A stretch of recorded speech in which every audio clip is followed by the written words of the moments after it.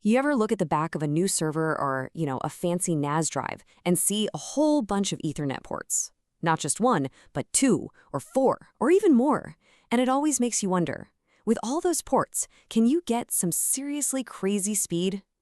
Right? You see all these empty jacks and your brain just jumps straight to one thing, pure, unadulterated speed.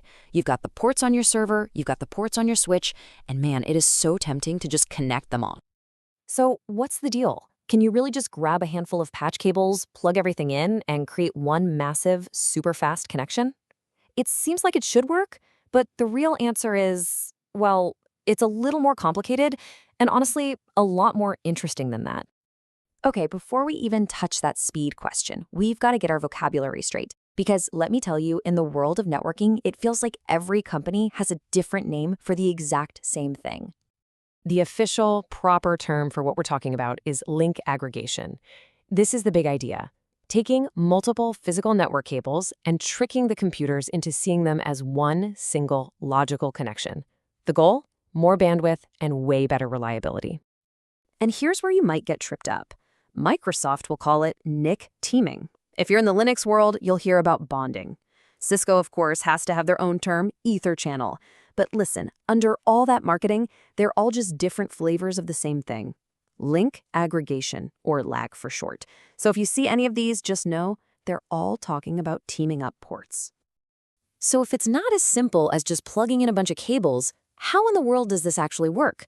Well, the magic is all thanks to a really clever protocol that lets your gear talk to each other and decide to form a team, all on its own. And that protocol is called LACP, the Link Aggregation Control Protocol. The best part is that it's an open standard, so it doesn't matter who made your hardware. You can think of LACP as the negotiator, or maybe the traffic cop for your ports. It's the thing that lets your server and your switch have a conversation and agree to work together. And the conversation is actually pretty simple. It's basically a three-step handshake. Your server sends out a little message that says, "Hey, switch, I've got these ports right here, and I'd like to team them up." The switch, if it's set up for LACP, gets that message and says, "Yep, I see that, I'm on board."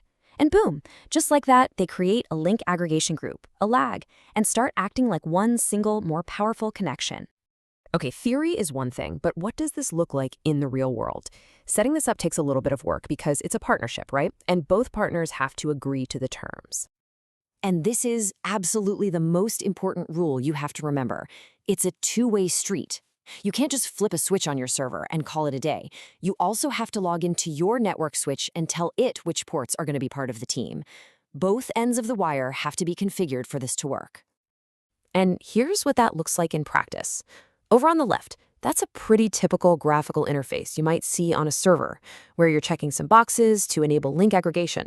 And on the right, that's the other end of the conversation, a command line on a switch where those same ports are being grouped into what Cisco calls a port channel. Two totally different interfaces, but they're working toward the exact same goal. Now, of course, the exact clicks and commands are going to be different depending on what you're using. In Windows Server, you'll be looking for NIC teaming inside Server Manager.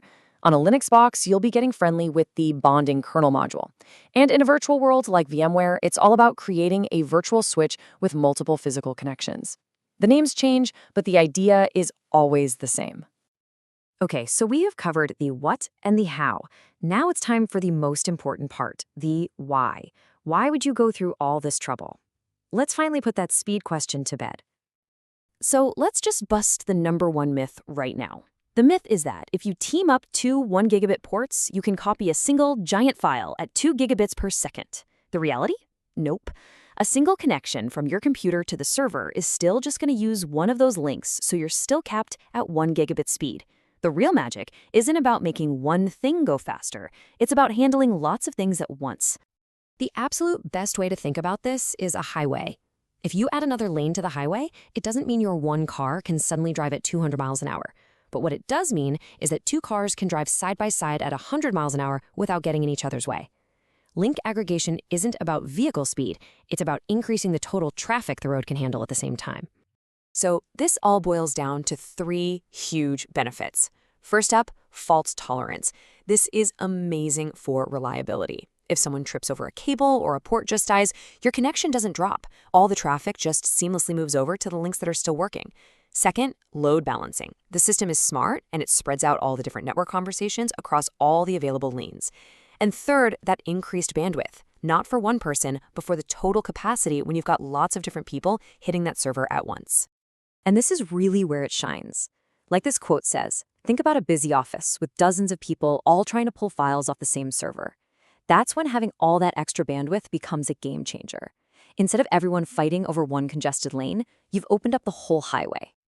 So, now that we've busted the myths, we've figured out the terminology, and we know the real benefits of teaming up your ports, there's really only one question left to ask. So, is this right for you? Honestly, if you're just a single home user moving files around, probably not. But if you're running a small office, a busy media server, or if you just cannot afford for your network to go down, it might just be the perfect upgrade.